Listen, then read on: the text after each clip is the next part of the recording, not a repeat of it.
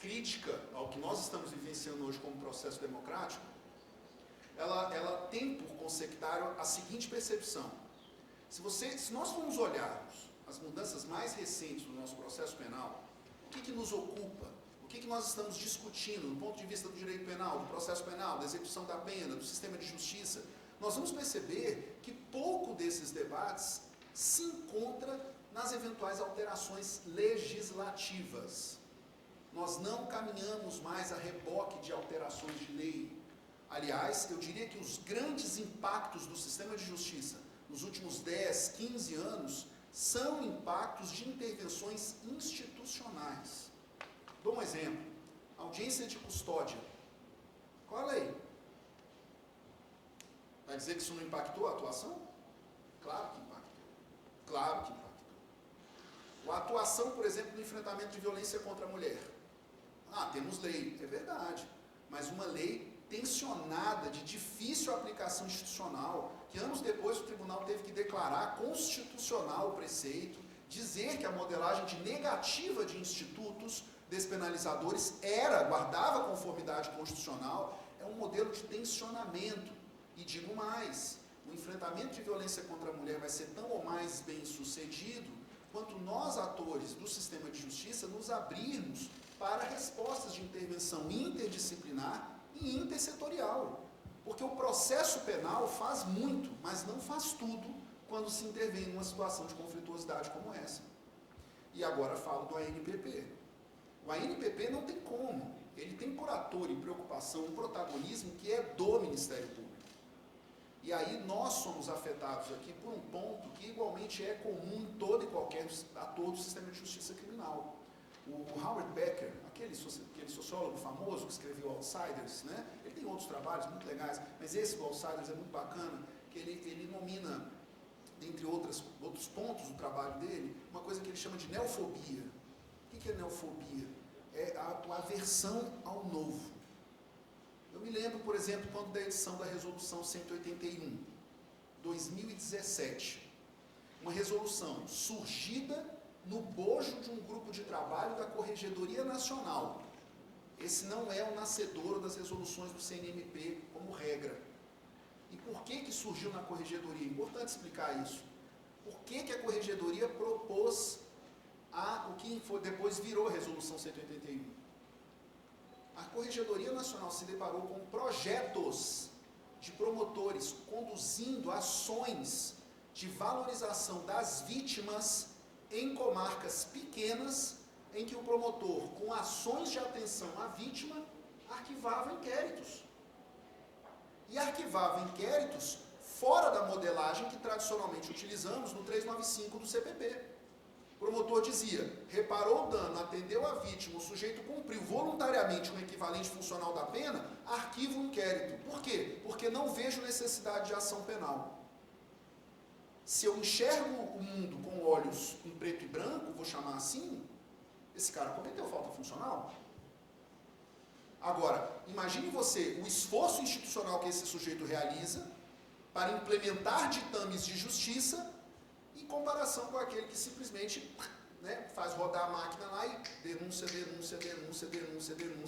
recebe, cita, não cita, frustrou 366, então chama, continua andando, faz instrução probatória, congestionamento do sistema de justiça, aí vem a sentença, quando vem a sentença condenatória, substitui a pena privativa de liberdade por restritiva de direitos.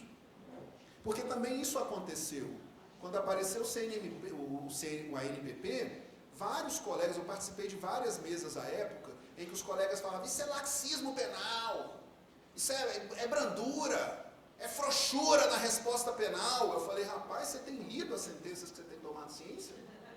Você tem lido, ou você dá só, separa na condeno, e aí vai para o final, ciência e recurso. Você tem lido dosimetria? Porque o ANPP tem uma premissa que se eu tivesse que explicar no elevador, eu não ia abrir o 28A. Estou chegando no prédio, vou entrar no elevador. Aí o cara vira para mim e falou, Sux, me explica aí o que é ANPP. Plim! Clica, terceiro andar, a porta fecha. Favor liberar a porta. Quando a porta fechar, eu vou virar para o cara e falar assim, em vez de eu ficar processando um sujeito que no final não vai ser condenado por recolhimento à prisão, eu vou fazer um acordo. Plim! Entendeu? Entendi, tchau. Não é? Tem alguma hipótese que caiba a NPP cuja sentença condenatória venha impor recolhimento à prisão? Não. É isso que está escrito na resolução. Depois mudou, continuou escrito isso. É isso que está na lei. Eu vou centrar os meus esforços institucionais com persecução, produção probatória, toda essa atividade nas situações em que, de fato, não sou eu, é o sistema que está dizendo. Vai ensejar o recolhimento à prisão. Então eu me recordo que quando a gente discutiu sobre isso, cara, me recordo uma mesa, especificamente um colega bem bravo comigo, ele segue bravo comigo, embora eu o ame, mesmo. Mas assim, eu me lembro que eu participei de uma mesa com esse cara, o cara bravo da vida, eu falei assim, ó, bicho, calma, só vai ser brando se você for muito ruim. Aí ele ficou mais bravo comigo, eu falei, porque se você construir uma dosimetria de acordo ruim, vai ser realmente brando demais. Como muitas vezes acontece, eu vou fechar minha fala mencionando isso. Mas aí eu falei, mas aí você já não vai ter mais ninguém a culpar. Porque botar a culpa no juiz é bom, né? nos exonera. Né? No ANPP não vai ter ninguém para culpar. Né? Aquela fala clássica, né? A culpa é minha, eu ponho ela onde eu quiser. Né? Essa, o Simpson, acho que é o Homer Simpson que fala isso. A culpa é minha. O ruim de dar palestra é você citar o Homer Simpson. Né? Mas é isso, assim, as minhas citações geralmente Tim Maia, né? Quando tudo é tudo, nada é nada, né? Homer Simpson, daqui a pouco eu vou tentar achar alguma coisa também do Tiririca, né? Mas enfim, esse é o ponto, você não vai ter mais a quem culpar, porque a questão da dosimetria do acordo é única tão somente do Ministério Público. Então eu faço essa consideração. Se democraticamente vivemos um processo penal cujas modificações ao longo do tempo se dão no plano institucional e já não mais no plano legal, vejam, essas alterações ocorrem no plano normativo, mas norma aqui não é sinônimo de lei federal. Nós estamos tendo cada vez mais instituições produzindo quadros normativos e parâmetros normativos de atuação que nos orientarão, vejam, mais do que a própria lei federal. Não nos assustemos, eu não estou falando de Kelsen, a sua pirâmide normativa. Ela segue lá, perfeito. Eu não estou falando de dogmática, eu estou falando de política pública. No desenho da política pública, a exteriorização da ação do Estado, por seu agente, muitas vezes se vincula muito mais a um ato infralegal do que atos de hierarquia mais elevada. Eu vou dar um exemplo para ilustrar o que eu estou mencionando. Não sei vocês, mas eu já arrumei algumas confusões com os juízes com quem eu trabalho. Eu já trabalhei. E eu já cansei de vencer debates, não porque o meu argumento jurídico era estritamente melhor, mas por sensibilizá-lo a partir daquilo que o tocava. Se eu estiver falando muito complicado, eu dou o exemplo. Viro para o sujeito e falo, doutor, mas a Constituição, cara, mas eu entendo. Essa frase do eu entendo é dose, né? Mas a Constituição, eu entendo. Eu falei, doutor, mas o código, eu entendo. Até o dia que você puxa o quê? Doutor, olha essa portaria da sua corregedoria. Ele, opa, agora, está aqui, ó. Olha aqui essa resolução aqui do seu tribunal, ó. Foi aprovada aqui com o presidente do seu tribunal e o corregedor. Opa, eu entendia, mas agora eu adoto isso aqui. Parece piada o que eu estou comentando, mas eu não estou falando de hierarquia normativa, eu estou falando de vinculação do agente. E agora chega ao ponto que eu queria. O ANPP, olha só, é uma corrida que só pode ter um cara vencendo, é o Ministério Público. E desafortunadamente, nós saímos e ainda estamos muito atrás dessa corrida. Eu até explico. Primeiro, uma resistência institucional Brasil afora muito forte com a resolução do CNMP. Deixa eu colocar um ponto. Eu queria fazer um disclaimer aqui. Se fosse um texto, eu ia fazer uma nota de rodapé agora. Eu vou levantar, estou não conseguindo falar sentado não. Mas eu tenho que levantar, eu tenho que olhar a hora. Deixa eu fazer um comentário. Me recordo, é que eu quero ficar mais perto do Pedro Ivo, estou brincando. Mas eu me recordo que quando saiu o pacote anticrime, eu me lembro que muita gente que já estava falando sobre a ANPP foi chamada para falar sobre o pacote anticrime.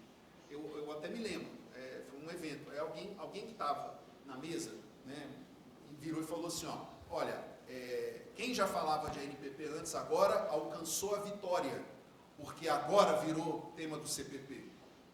E eu me recordo que eu falei assim, para mim é o contrário. Ao virar tema de lei, nós fomos derrotados.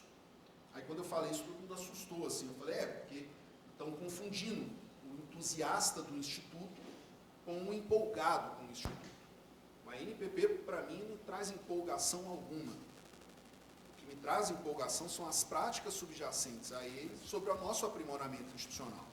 E aí eu me explico. Pensa bem aqui comigo. Do ponto de vista institucional, olha só, eu tenho uma instituição que, diz o nosso ordenamento jurídico, atua de acordo com uma oficialidade, legalidade estrita e, por conseguinte, obrigatoriedade no seu exercício. Certo? É isso que a gente aprendeu na faculdade, na pós, é um dogma para nós. Dogma no sentido religioso mesmo. Qualquer discussão que a gente vai ter sobre isso, o cara quase faz o sinal da cruz. Não, porque a ação penal ela não é exatamente obrigatória. Que isso? Tá doido? Como é que você fala um negócio desse? É, mais ou menos. Quando você se recusa a discutir espaços de discricionariedade persecutória, você está olvidando ou desligando a luz para os exercícios de controle dessa discricionariedade. A maior mentira que se pode contar é que a ação penal é obrigatória em todos os casos. Porque quando eu digo que ela é obrigatória em todos os casos, eu não consigo enxergar o escuro onde nós, sim, procedemos com discricionariedade. Sim. Insignificância, discricionariedade. Lesividade, discricionariedade. Ah, eu vou fazer discricionariedade. Já sei, eu vou olhar esse aqui primeiro porque a minha promotoria está completamente estourada. Essa aqui eu vou olhar depois. Discricionariedade. Eu não consigo controlar isso se eu não reconheço esse espaço. Desde 1987, desde 1990, respectivamente, o Conselho da Europa e depois a ONU diz: é preciso reconhecer espaços de discricionariedade persecutória. Eu estou me referindo às regras de Tóquio, de 1990. Eu vou falar mal porque ele já faleceu. Mas o professor Damásio de Jesus, na época... Eu me lembro porque eu estava lá. Ele escreveu um livrinho sobre as regras de Tóquio. Eu lembro, eu comprei. Estava lá. E ele escreve um livro, não sei se vocês já viram esse livrinho, foi o livro que introduziu entre nós as regras de Tóquio. E o livro tinha um título assim, ó, Regras de Tóquio, regras mínimas para tratamento do preso, Nações Unidas. E sabe o que aconteceu? Não sei, minha hipótese, depois me digam se vocês concordam. A gente trata as regras de Tóquio como se fosse matéria prisional. E lá nas regras de Tóquio, está lá o coraçãozinho do ANPP. Lá diz, você vai deixar de exercitar a ação penal se você fizer um acordo responsabilizando o sujeito, desde que para justiça, prevenção de novos crimes, responsabilização e com a imposição de equivalentes funcionais da pena. Está lá. Item 5.1. Há outros, inclusive, mas está lá. Então, assim, eu estou anotando isso porque você tinha um ato normativo que dizia, vamos resolver isso institucionalmente. E tem gente que só entendeu o instituto depois que veio uma lei falando, faça um acordo e o juiz extingue a punibilidade do fato. Essa intermediação jurisdicional mostra a nossa incapacidade como instituição de construir essa discricionariedade persecutória. Mas está na lei. E a lei, agora vem o ponto da minha crítica aqui e minha preocupação. Ela não foi bem construída do ponto de vista legístico, da técnica legislativa. Vou fazer uma pergunta boba aqui para vocês. Eu acho que o ANPP não deveria estar no 28A. Eu acho que ele deveria estar mais ou menos no 394B. Eu acho. Você vai perguntar, por quê? Qual a diferença que tem? Para anteceder a ação penal. E eu acho que precisavam fazer ajustes na nossa percepção penal. Porque uma coisa que a gente não sabe como fazer é, e aí, quanto que eu preciso fazer de esforço institucional para intimar o investigado sobre o ANPP? Porque às vezes também tem isso, né? A investigação está pronta para denunciar, aí eu vejo, cabe a ANPP. Só que o sujeito não está no endereço dele, eu preciso procurar o cara, ele está sumido, ou ele não botou o telefone nos autos, ou então eu o chamo por telefone e ele não comparece na data que eu assinalei. E aí, isso é frustração do chamado ou é recusa de celebração de acordo? E se ocorre a frustração do chamado, posso renovar a proposta depois que o juiz admitir a ação penal e ele, em resposta escrita à acusação, disser, eu tenho interesse no acordo, é você que me intimou no endereço errado. São preocupações bobas, mas, repito, do ponto de vista da nossa institucionalidade, tocam diretamente o exercício do nosso trabalho. E temos um judiciário de costas para esse problema. Eu lembro, porque eu estava lá, eu lembro. Eu era membro auxiliar do CNMP, eu cumpri pena no CNMP. Eu estava lá, eu cumpri pena, eu estava lá, eu já fiz isso, o tanto de coisa ruim que a gente já fez na vida. Olha aí, fui lá, eu era membro auxiliar do CNMP. Fui conversar com os caras do DMF, Departamento de Monitoração e Fiscalização do Sistema Prisional. 2018. Eles me chamaram a gente para conversar lá, falando, vamos conversar sobre alternativas penais. Eu falei, vamos. Aí eles acharam que eu ia chegar lá para ouvir, Tereza. Eles acharam que eu ia chegar lá para escutar. Quando eles perguntaram, o que você acha? Eu falei, então, olha o que eu trouxe. E, bum, joguei na mesa deles e falei, temos uma coisa chamada NPP. O que o coordenador do DMF me falou? Não, isso aí não é com a gente. Isso é com vocês. Eu falei, isso aqui é alternativa penal. Isso é conosco. Aí ele, não, isso é do Ministério Público. E recusou o debate. Lei, dezembro de 2019, 2020. Eu ainda estava como membro auxiliar no CNMP. Entrei de novo lá e falei, e agora? Agora vai, né? Agora vai, né? E eles falaram, vamos ver, nada. 2022, instauração do Fórum Nacional de Alternativas Penais. 5 eixos. Primeiro eixo, alternativas penais de processo. Aí eu falei, agora vai, né? Aí eles disseram, a gente vai fomentar uma pesquisa. Qual é a pesquisa? Pesquisa qualitativa Ministério Público para saber como cada um está fazendo. Aí eu falei, não adianta botar nas capitais, que as capitais não são iguais às comarcas. Aí eles, mas como é que vai ser essa pesquisa? Então, a gente vai levantar. Eu falei, não, amigo, eu quero saber qual é o produto da pesquisa. Porque no desenho do edital, os caras vão esculachar o trabalho do Ministério Público, mas não vão responsabilizar os juízos. Faz o seguinte, bota no seu escopo da pesquisa a fiscalização do cumprimento do ANPP, que a lei diz que está no juiz de execução penal, e vocês estão colocando o cara na mesma fila de quem está cumprindo pena. Aí o pessoal do DMF, não, mas aí cada estado é estado, né? Eu falei, mas o que é com vocês então? Está parecendo atendente de telemarketing, rapaz. Mas tudo, né? A sua ligação é muito importante para nós, mas nós não tem como resolver esse problema.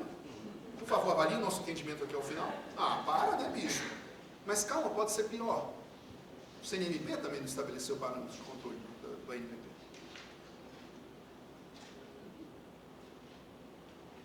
Estou brincando. Não, estou não. O CNPG construiu enunciados. E tinha que construir, porque a gente está falando do colegiado, dos nossos colegas que são os coordenadores de centro de apoio operacional. Como fazer? Vocês se lembram, quando tinha os enunciados do CNPG, estava todo mundo desesperado para como fazer. Todo mundo se abraçou nos enunciados.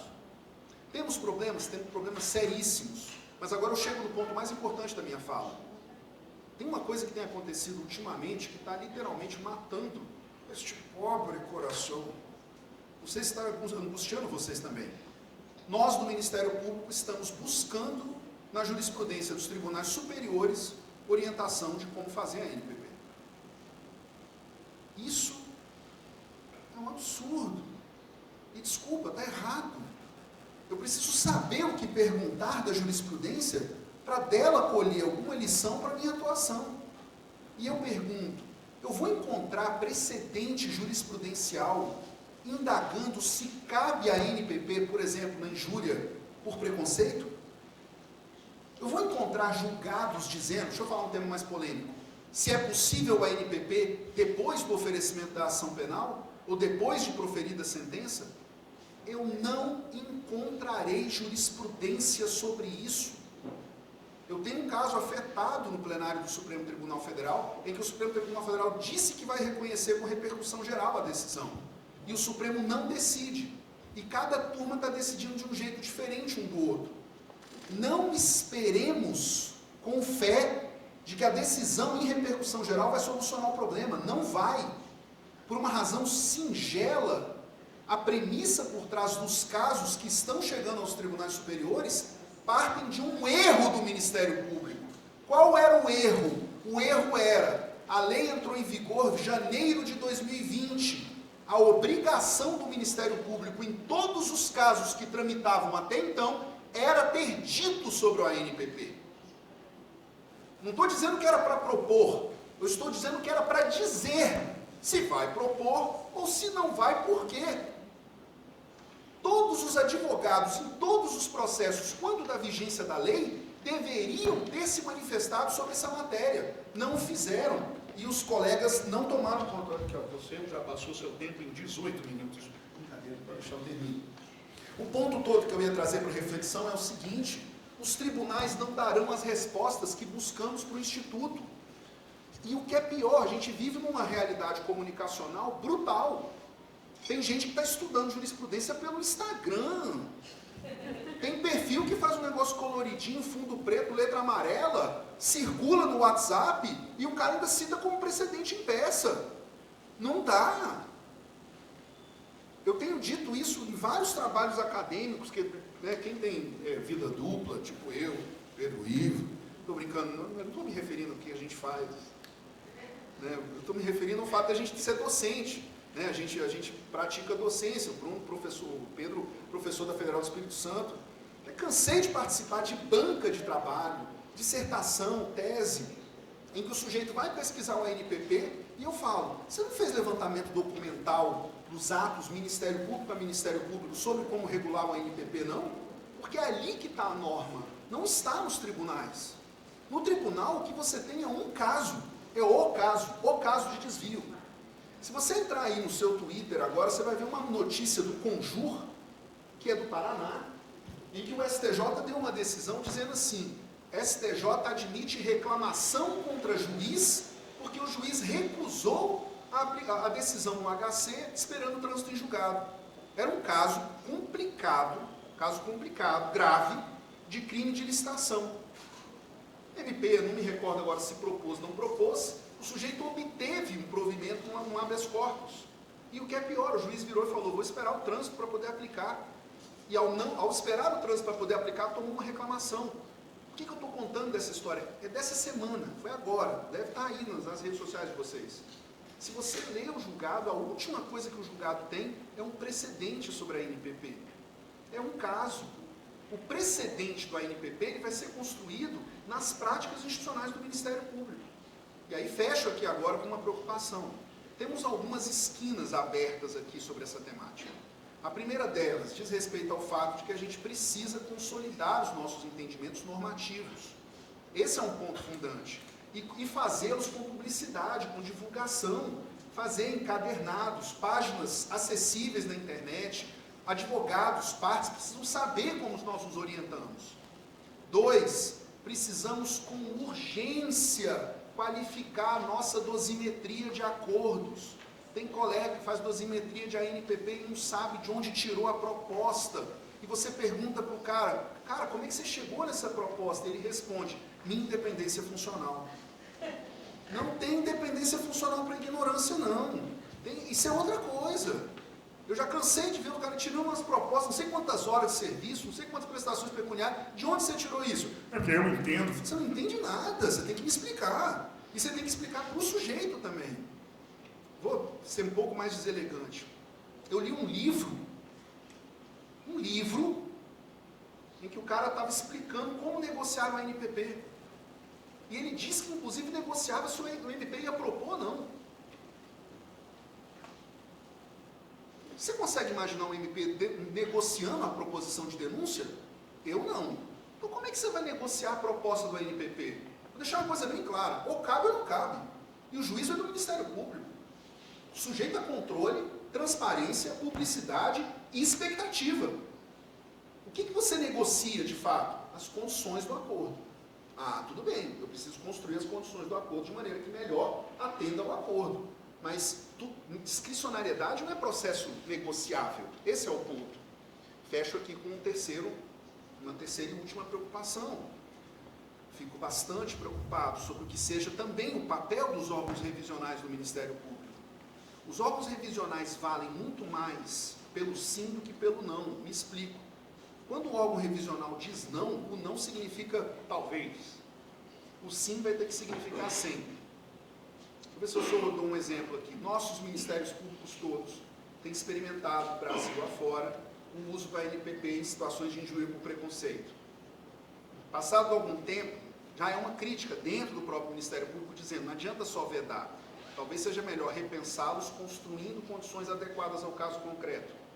Não estou aqui para dizer se deve ou não deve propor. Eu quero só conduzir a reflexão no sentido de que há atos revisionais e de coordenação vedando e há outros que nada falam.